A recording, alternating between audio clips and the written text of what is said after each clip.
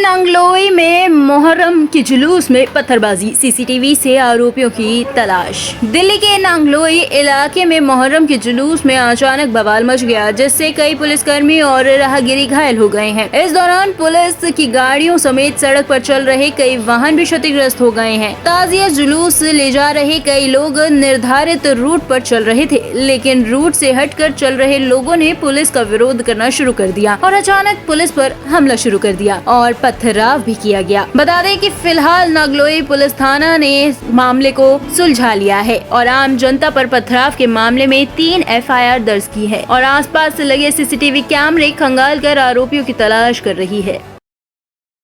Sir, आज किस तरीके से जो यहाँ पे मामला रहा, जो दंगाइयों ने दिल्ली पुलिस की गाड़ी पे पथराव किया है?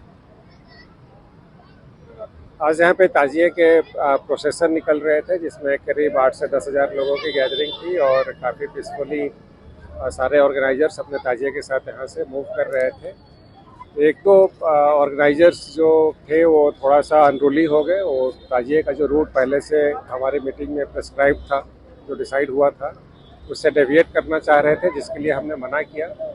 उन लोगों ने फिर यहाँ पे पुलिस पे पथराव शुरू किया, जिनको कंट्रोल करने के लिए और बाकी पब्लिक को भी कोई नुकसान ना पहुंचे, इसके लिए हमने माइल्ड लाठीचार्ज करके उनको यहाँ से डिस्पर्स किया। कुछ हमारे पुलिसकर्मियों को माइनर चोटें आई हैं और कुछ पुलिस की गाड़ियाँ डैमेज हुई हैं, लेकिन सिचुएशन बिल्कुल कंट्रोल में है और सारी गैदरिंग जो यहाँ पे थी उनको डिस्पर्स कर दिया गया है और हमारी पुलिस बल मौजूद है और शांति बनाए हुए हैं। सर, लगातार तलवारें लहराई जा रही थी, ईंट पत्थर चलाए जा रहे थे प्राइवेट बसों पे, गाड़ियों पे, और दिल्ली पुलिस के जो है गाड़ी है उसको क्षतिग्रस्त किए गए। क्या इस मामले में किसी की अरेस्टिंग भी हुई है? अभी तक नहीं। हम लोग शांति बनाए होने में ज़्यादा अभी ध्यान दे रहे हैं। जो लीगल एक्शन होगा वो फॉलो किया जाएगा। क्या दोषियों के ऊपर कार्रवाई होगी? इन्वेस्टिगेशन में सामने बात आएगी। ठीक है। कितने लोग घायल हैं? अभी तक हमारे 8-10 पुलिसकर्मी मेडिकल के लिए भेजे गए हैं, जिनको कोई सीरियस चोट नहीं है। ब्रूजेज हैं, कुछ मसल टियर वगैरह है, वो मेडिकल के लिए। ठीक है सर। यमुना में नहाने के दौरान हादसा, 3 बच्चे डूबे। दिल्ली के अलीपुर थाना इलाके के पल्ला यमुना ठोकर नंबर 4 पर सिंघू गांव के रहने वाले 5 बच्चे कल दोपहर नहाने के लिए पहुंचे थे। नहाते समय यमुना की तेज बहाव में 3 बच्चे समा गए। हादसे के बाद बचे हुए 2 बच्चे वहां से निकलकर घर जाकर चुपचाप सो गए, लेकिन जब हादसे के शिकार हुए 3 बच्चे अपने घर नहीं पहुँचे तो पीड़ित परिवार ने बच्चों को ढूंढना शुरू किया, जिसके बाद पता चला है कि यह बच्चे अपने दोस्तों के साथ यमुना में नहाने गए थे, जिनके शव अभी तक बरामद नहीं किए गए हैं। श्याम बोल रहा हूँ, राधे श्याम। राधे श्याम जी, क्या हुआ था? ये हुआ था जी, कल 6 बजे करीब पता चला था भी घर में बच्चे नहीं है।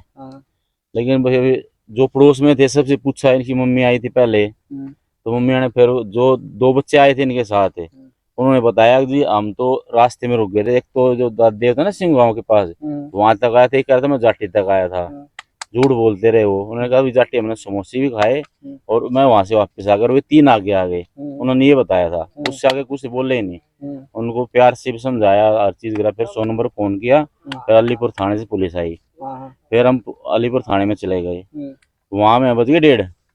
FIR दर्ज करी पुलिस वाले ने। बाकी उन्हें कोई कार्रवाई नहीं करी, ना बच्चों को डांटा, ना बच्चों से पूछा बेटे क्या हुआ, कुछ नहीं। तो यहाँ कैसे पता चला? यहाँ फिर हमें ये पता चला जब हम घर पे आए ना, FIR दर्ज करा के, पुलिस वाले ने बोल दिया भाई कल सुबह हम चेक करेंगे, आप भी बच्चों को देखते रहना। तो जब हम घर पे आए FIR दर्ज करा के, करीब 1:30 पौने 2 बज गए थे। तो फिर एक बच्चे ने बताया कि अंकल मैं आपको बताता हूँ सच क्या है। जो उनमें से 2 बच्चे थे उनमें से एक ने बताया, अगर अंकल ऐसे ऐसे ना, हमारे हम वहीं साथ थे और वे बच्चे वहीं डूब गए तीनों। अभी रेस्क्यू चल रहा है, मिले नहीं मिले? अब मिले, रात को आए थे फायर वाले भी और जो गोताखोर भी, कुछ नहीं मिले। बोले जी हम 10 बजे करीब आएंगे, हम शायद रात से यहीं हैं। अभी आए हैं रेस्क्यू वाले, अब देख। नागेंद्र जी, क्या हुआ, कैसे आपको पता चला यहाँ पर बच्चे आपके पहुंचे? सर, हम कल शाम को ड्यूटी से आए हैं। तब घर में पता चला कि बच्चे हमारे मतलब नहीं हैं। तो मैंने उनके यारों दोस्तों को पता किया। फिर यारों दोस्तों से पता चला कि वो 4-5 लड़के फिर इधर जमुना जी आए हुए थे। तो 5 में से 2 के पास हम गए, जो इनके साथ आए हुए थे। उनके पास गए, वो फिर वहाँ पे गए के बाद वो मना कर दिए। फिर पुलिस को हमने कंप्लेंट किया, पुलिस के पास भी जाके उन्होंने मना कर दिया। फिर घर जाकर अपने माँ बाप को उन्होंने बताया कि ऐसा ऐसा बात हो गया था कि लड़के जो है जमुना में डूब गए। फिर हम यहाँ पे आए थे रात में। जब आप आए तो कहाँ उनकी साइकिल मिली, कपड़े कहाँ मिले? सर साइकिल और कपड़े उधर मिले, वो लड़कों ने वो निशानी वो दिखाया, वहाँ पे बच्चे नहा रहे थे आगे में। आपको हमें 2 बजे रात को 4 मालूम नंबर चली। पे 4 हम बच्चे को 4 बजे 5 बजे से ढूंढना चालू किए, हाँ जी, लेकिन 4 जो नंबर बच्चे पे गए अंदर। थे हाँ। वो बताए नहीं। क्या नाम था आपके बच्चे का? रिसु, कितनी उम्र रही? 14 साल। आपको कैसे पता चला कि ये नाम? हमें पता ये चला, पहले तो हम उन दोनों बच्चों को पकड़े, हाँ। फिर अलीपुर थाना ले गए, हाँ। तो वहाँ भी नहीं बताए। हाँ। फिर हम बताए जब हम यहाँ से लेके सिंधु से लेके पल्ला गांव तक फोटो से चेक कराएंगे, हाँ। तब रात में वो बताए 2 बजे रात को। अच्छा, हाँ, जो वो तीनों अलीपुर नहीं। थाने में गए। सर क्या नाम है आपके बेटे का? रुपेश कुमार, कितनी उम्र रही होगी? 13 साल।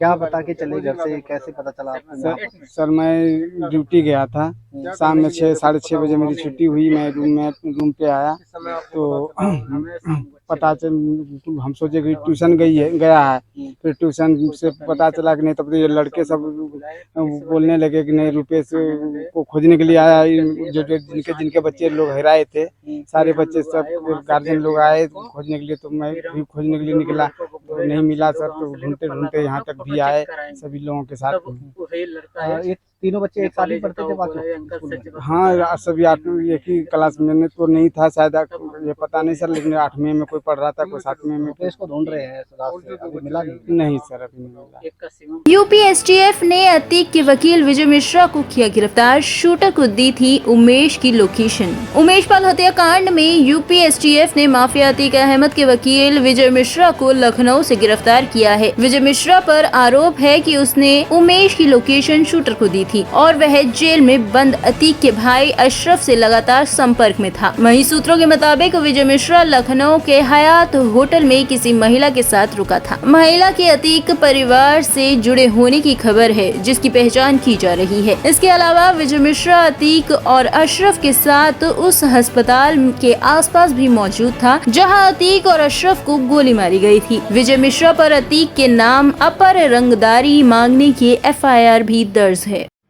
आज दिनांक 30/7/23 को थाना धुमनगंज पुलिस टीम के द्वारा अधिवक्ता उमेश पाल हत्याकांड में वांछित अभियुक्त विजय मिश्रा को गिरफ्तार कर लिया गया है और इसमें पुलिस के द्वारा अग्रिम वैधानिक कार्रवाई की जा रही है।